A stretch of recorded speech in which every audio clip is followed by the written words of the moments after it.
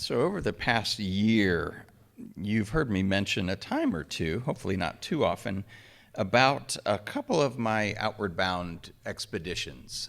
Outward Bound, if you're not familiar with it, is a nonprofit company. They have offices or schools around the country and even some in Central and South America.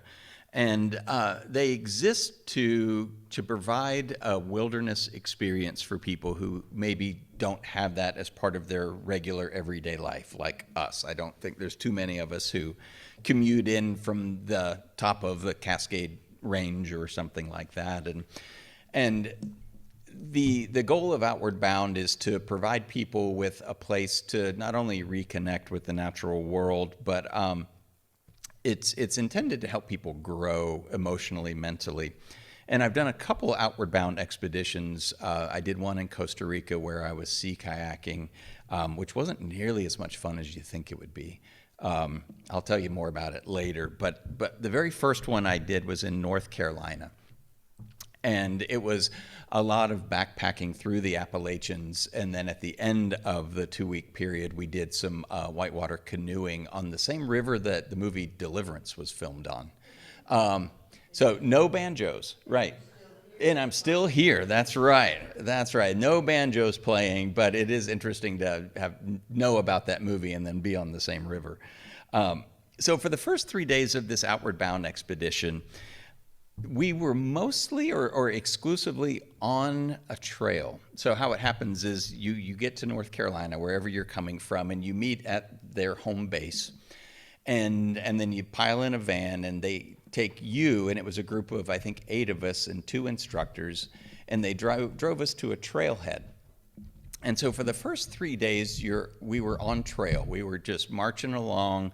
We were getting to know the people that we were with because we were all strangers to one another.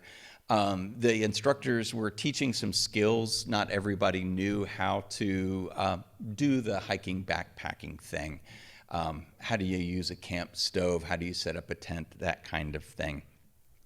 But we were mostly just on the trail and covering a lot of miles. And our main job was just to put one foot in front of the other for mile after mile, hour after hour, day after day. And that's what the first 3 days were like. Up before the sun came up, taking down camp, filling up the backpacks and getting on the trail and marching, hiking hour after hour, mile after mile. But on the 4th morning, the instructors woke us up, handed us a topographical map and a compass, and pointed on the map to our home base and said, "Get us there." And we quickly realized that there were no trails or paths from where we were to where we needed to be. We would have to go off trail. In Alaska, they call it bushwhacking. And as a team, we had to apply what we had learned in those 3 previous days. We had to think about what we had learned about each other as we had journeyed on the trail together. We had to think about what we had learned about leading, what we had learned about following, about reading the maps, about reading terrain, because it's no good to read the map if you can't connect the map to where you're actually at, the terrain you're on. And we had to find a way to where we wanted to be. And so that morning, that 4th morning, we're out there, we stepped off of the trail and began to make our own way. Now, a bit about the Outward Bound expeditions. Has anyone ever been on one? Okay. You know somebody who has. Okay, good. Did you raise your hand, Mackie? Halfway? Okay. Did you get kicked out of the Outward Bound expedition? Is that what happened? So, probably, yeah. So even though it's a very outdoorsy setting, and they have different schools, like there's one here in Washington, I think, and they'll take you on the Cascades or kayaking in Puget Sound. North Carolina is North Carolina kind of stuff. Costa Rica is Costa Rica kind of stuff. But even though the setting is like in the middle of the wilderness, wherever it is, it's really about an interior journey. It's about what happens in your heart and in your head.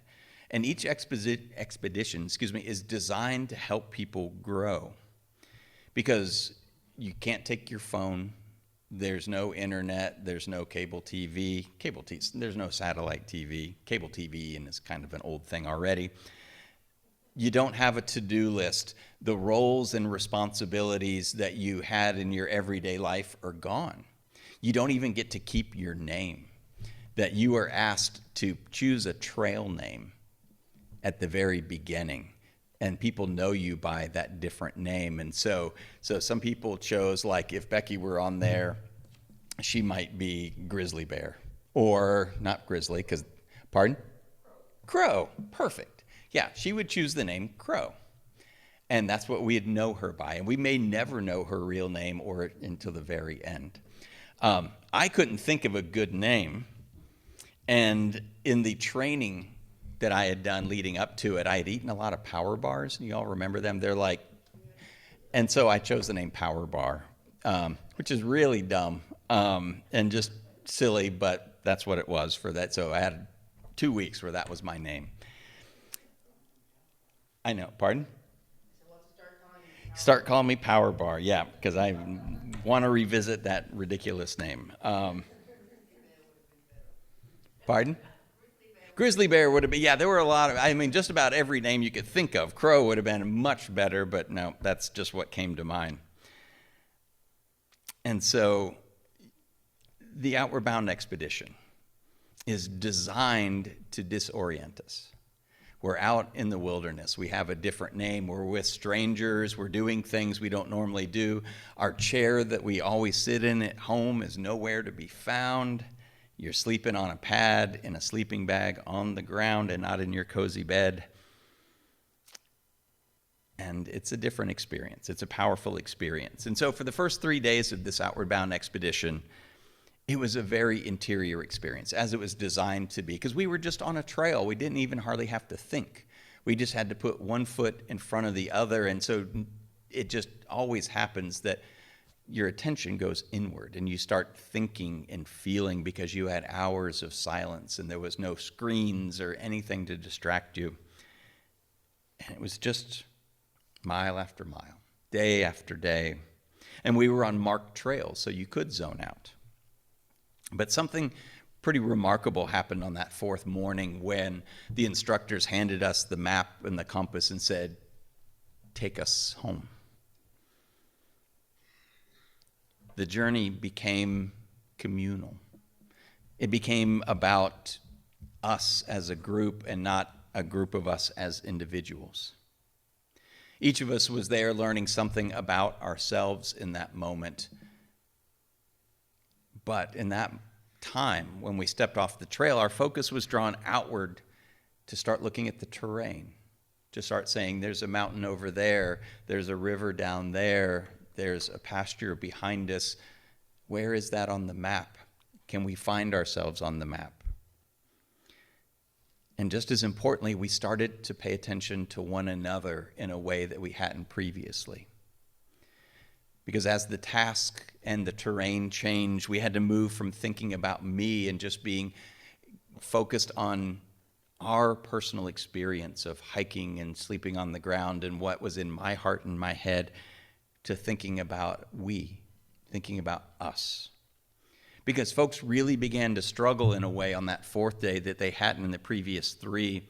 Some struggled emotionally, which was kind of surprising, but in the moment, but then it made sense where folks felt safe on the trail. Like if you're on a trail to get back to your car or whatever, you just have to go the opposite direction on the trail and you'll get there eventually. But as soon as they stepped off the trail and into the wilderness, their fear swelled up.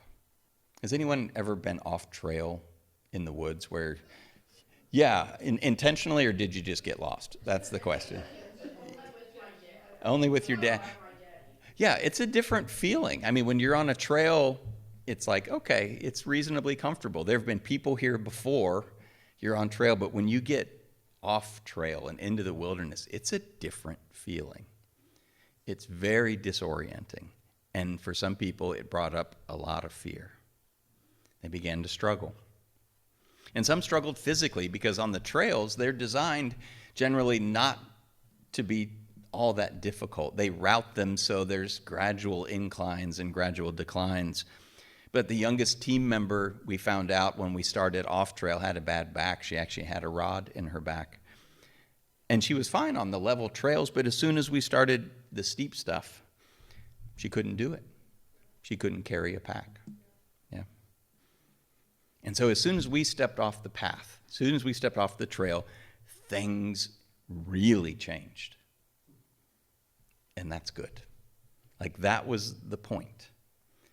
Because the point of an outward bound expedition is to arrive back home a different person, a changed person, a deeper person, a better person. And that would have never happened had we stayed on the trail. Had we been on the trail and just stayed on the trail, we would have gotten home probably in a little bit better shape. Our feet would have been sore. We would have had a few better hiking and camping skills, but we probably wouldn't have been deeply changed, deeply transformed. But as soon as we got off the trail, something happened. Today marks the end of our year-long We Make the Road by Walking journey. 52 weeks of sermons and small groups and reading chapters and scripture passages at home. And a few of you are probably like, hallelujah, thank goodness. But a question should be asked, needs to be asked. Are we different today from where we began a year ago? Has this last year taken us from being on a comfortable trail to off the trail? Or has it prepared us to go off trail and truly begin to make our own way? I think it maybe is a bit of both. I'm not sure the book really changed or challenged us or took us somewhere brand new. But I do think, or at least hope, that it helped orient us to this new landscape we're in, this new terrain. And I hope that it taught us or is leading us to ask some new questions and to hopefully think about this less as an individual experience and more as a we experience. One of the remarkable things I realized in hindsight was that when we went off trail there in North Carolina, it went from a hiking and camping trip to being an adventure. Or adventure is not quite the right word. It went from being a hiking and camping trip to a pilgrimage. It went from hiking and camping to a sacred journey.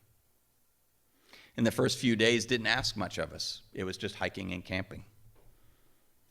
But when we went off trail, it became something sacred, something profound, something transformative.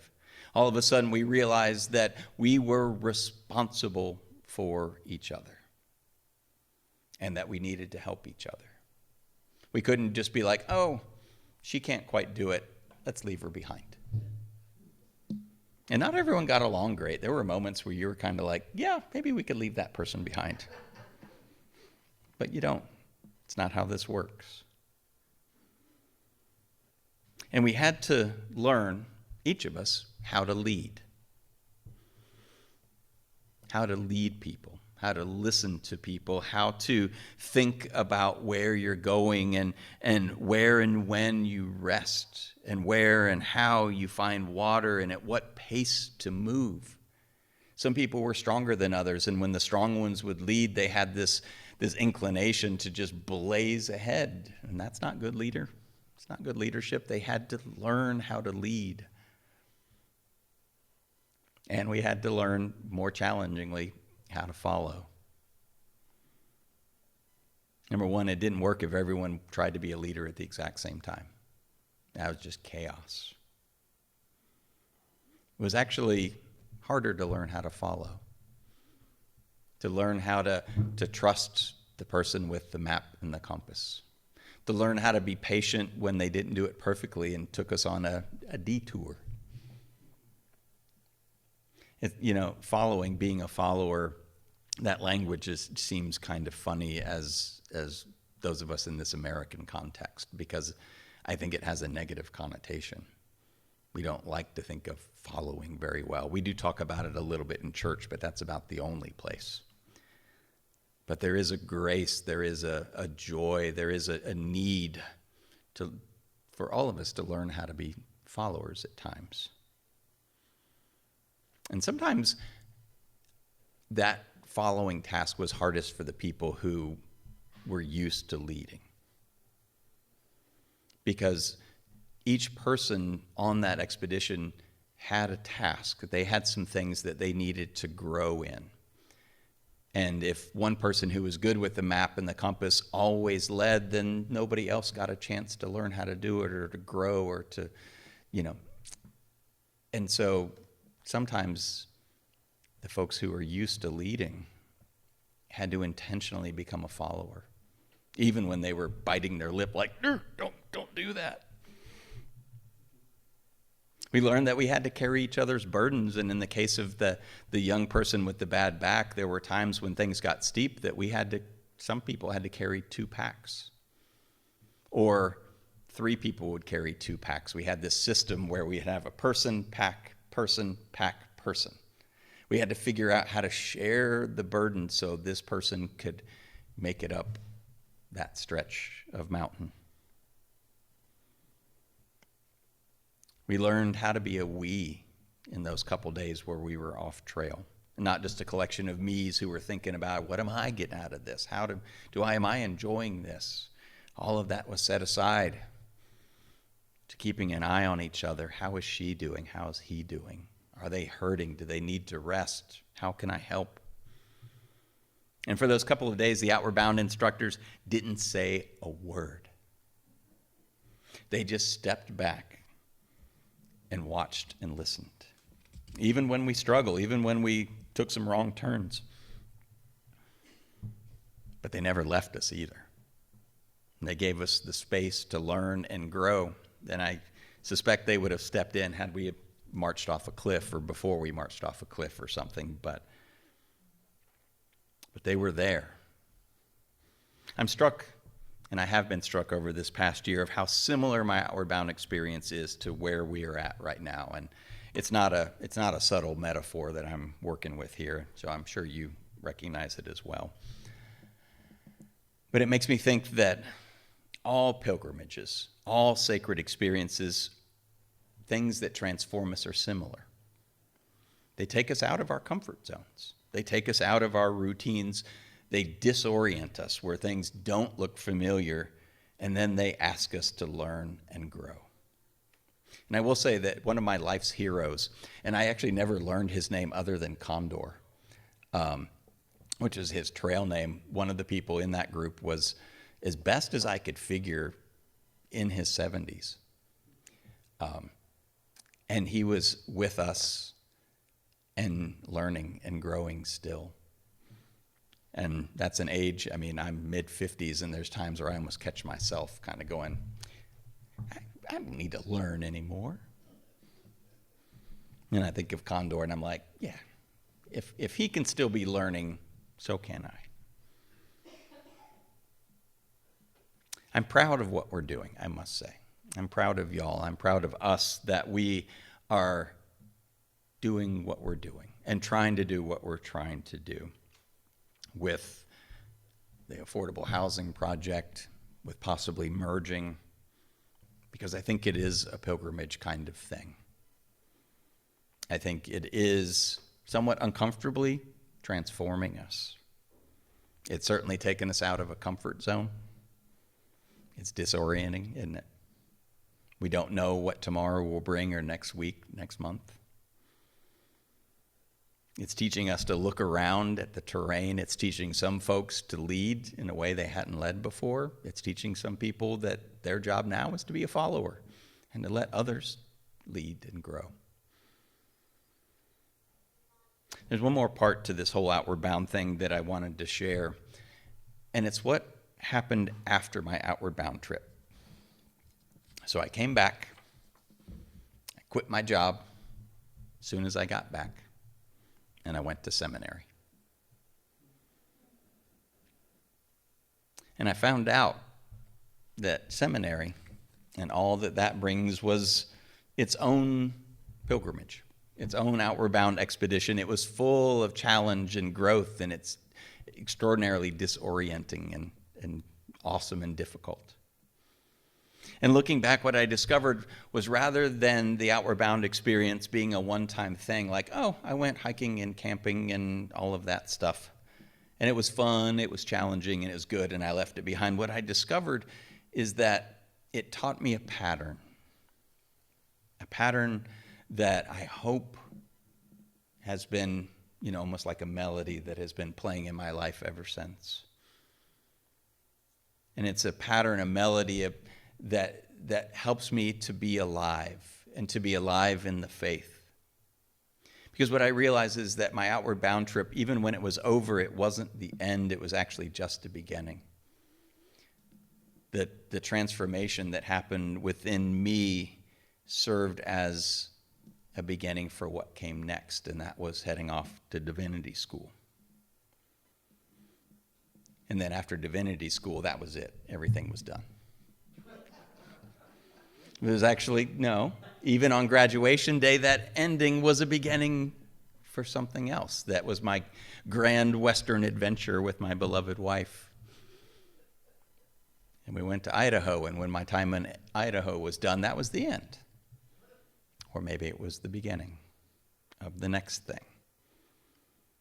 A new pilgrimage, a new adventure, a new expedition. And I think this is important for us today. We're going to be closing the back cover of that Brian McLaren book. Some of you will put it on your shelf. At least one of you will probably put it on the burn pile. Becky. I know you don't burn books. I'm kidding. I should say not Becky, Crow.